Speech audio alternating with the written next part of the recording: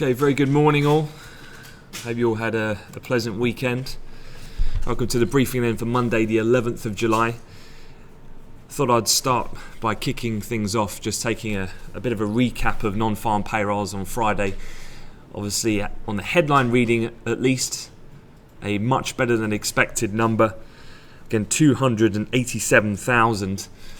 Just showing with you the historicals.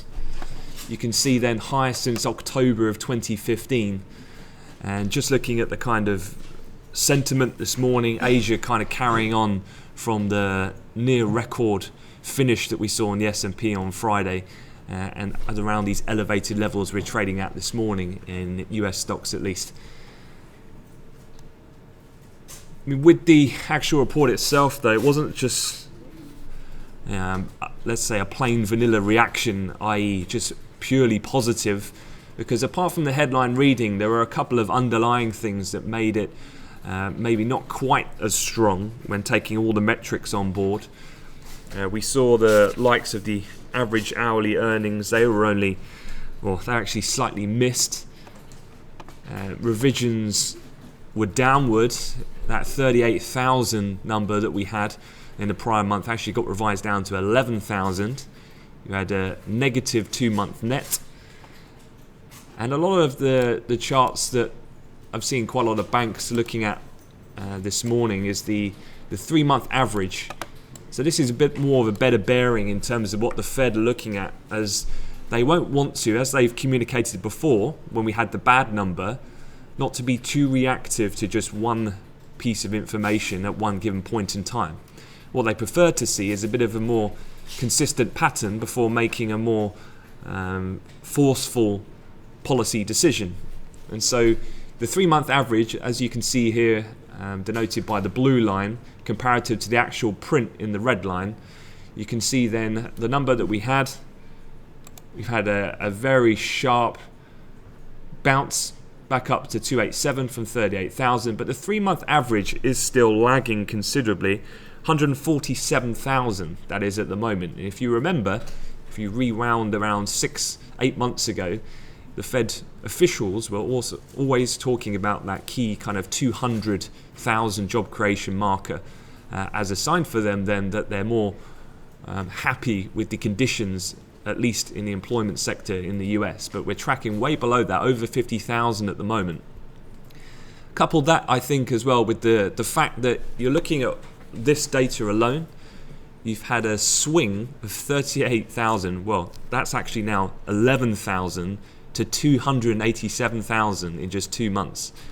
You know, if I was a member on the FOMC, how could I make a decision on that data alone, given a swing of such magnitude? Following that line of thinking, then I'd be more inclined to wait and see how this plays out over at least the next 3 to 6 months. And then you've also got the external headwinds of the likes of China, Brexit ongoing, concerns now elevated over the Italian banking system. A lot of factors here which I still think will lead the Fed to hold off certainly for this year. Another interesting chart just to encapsulate that thinking that I saw on Bloomberg this morning. So this is while traders have raised their bets for rate hikes, odds are still well below levels a month ago. So what you can see here in this chart is July, September, November, December, February going forward.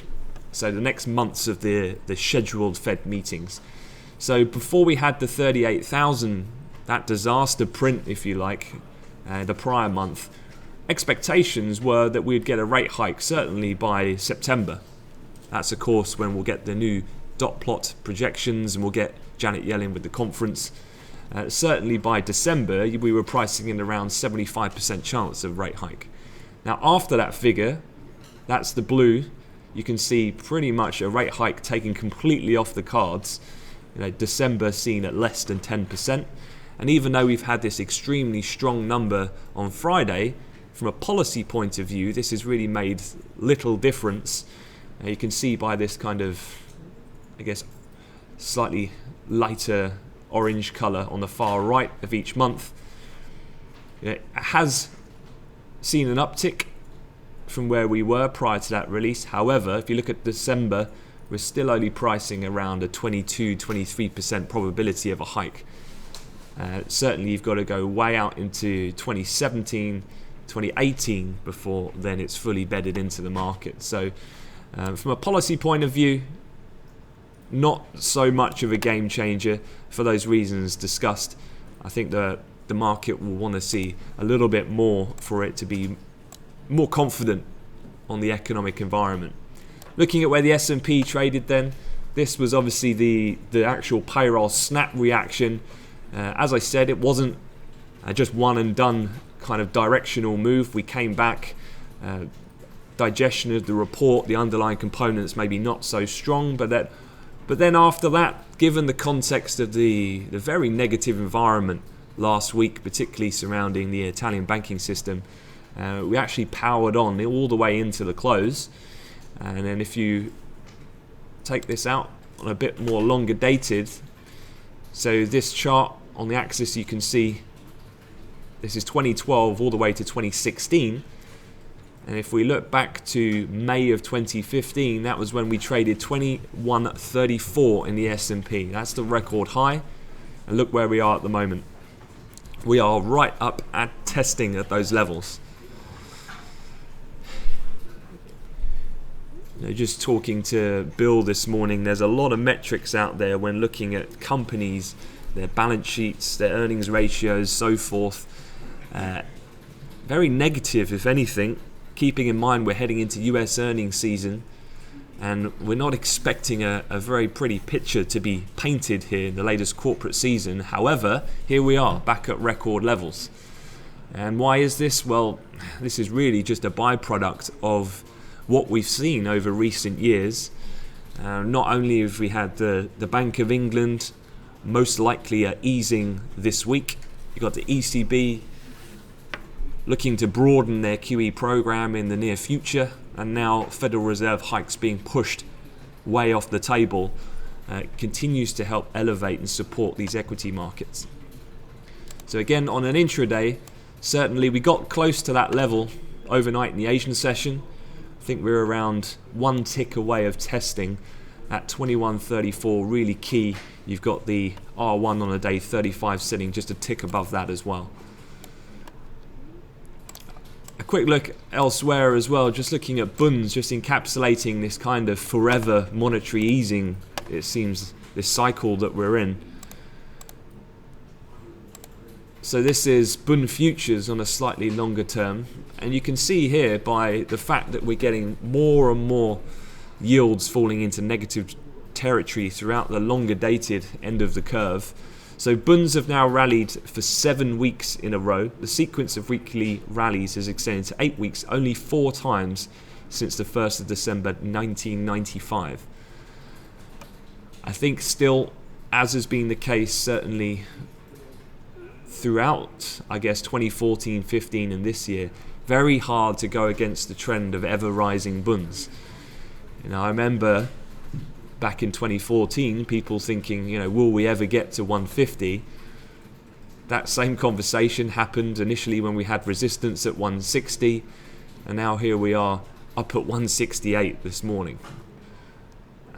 Very little to see that trend changing. The only thing that could really cap that, I guess, in the near term would be if we get to the point where, given the fact that the eligible universe of bonds to buy continues to diminish, as it has done as rates continue to fall further into negative territory, if the ECB moves away from that capital key structure, that may lessen the need to purchase specifically bunds and open up some of the peripheral markets, and that may lessen some of the demand. We may see a brief hiatus from these initial elevated levels, but certainly the trend is still to the upside for the time being. Quick look at the pound, where we're trading here, just to put things in context, a bit longer dated, just to cover as well, obviously the big move lower from 150 down to 132.50 on the back of the referendum. And then when we've traded more recently, just focusing in this fairly narrow range, So 130.50 down to 128 is kind of your new levels or band of range to be mindful of, and we're still fairly glued to the 130 mark as resistance, at least so far this morning, and we're trading sub pivot at the moment.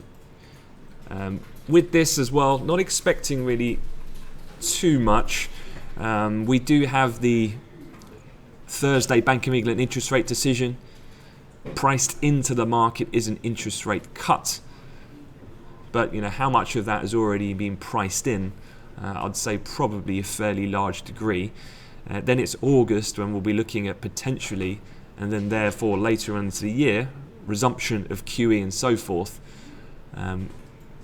However, a lot of that is contingent upon seeing the post-Brexit data, and we're not going to get most of that until August.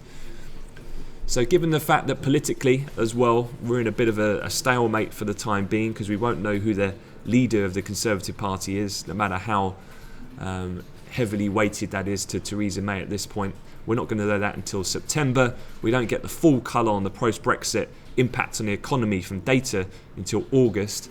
So this could well be a holding range for the time being.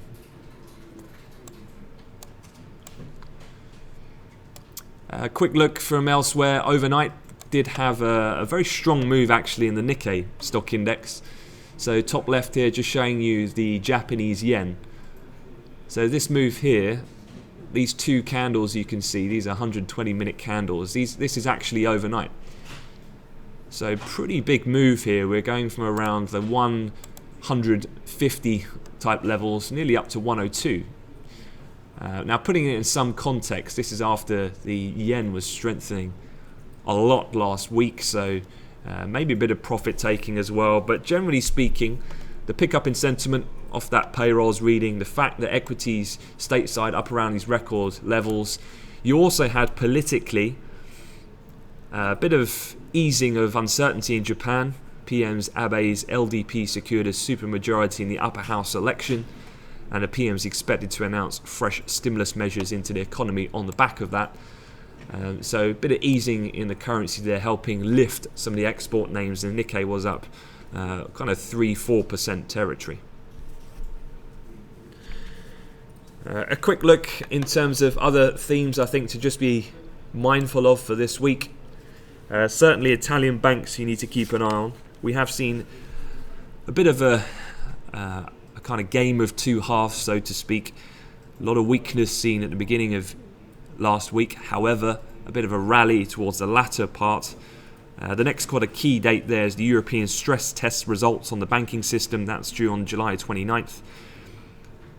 That will provide the latest point of transparency for analysts and investors alike, particularly obviously in this context of the huge amount of non-performing loans at Italian banks. A quick look then on the calendar for this week, because there's a couple of interesting things that to really focus on. First off, you've got Alcoa. They are reporting after market today. So they unofficially kick off US earnings season. And then if I just quickly scroll down a bit further, you get this week, it's fairly quiet. You get essentially Alcoa today. Then you get JP Morgan on Thursday, Citi and Wells Fargo Friday. So JP Morgan, the first of the major banks to report, that generally as well acts as a bit of a bellwether for the sector. And for the financial sector, it is expected to be one of the weakest to report. Seen down profit-wise 5.4%. Again, one of the interesting things is we've already had a couple of ad hoc companies report their earnings conference calls so far. And of the 23 S&P 500 companies that have reported earnings today, 8 discussed Brexit or the UK referendum during their conference call.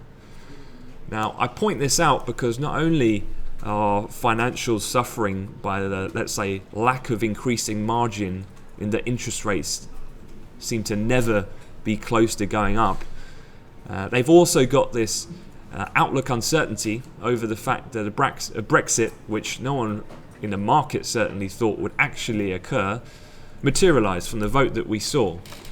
And if they're mentioning that, much as what we've seen with the Fed communication, then this is as well going to be another substantial headwind for US profitability going forward, and that also in combination of the general risks in the market, any dollar strength will also be counterintuitive for a lot of the US export names.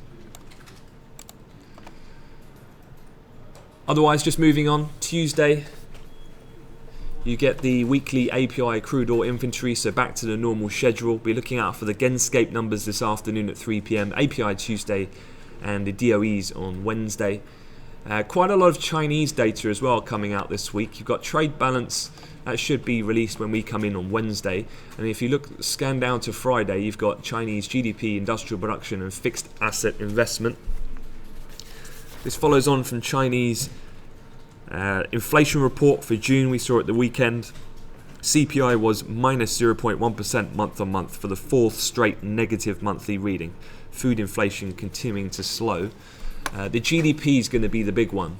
If you remember, we had government research analysts from the NDRC in state press last week suggesting that if GDP slowed considerably, then an interest rate cut would not be off the cards. So that GDP number is key. That will be on Friday.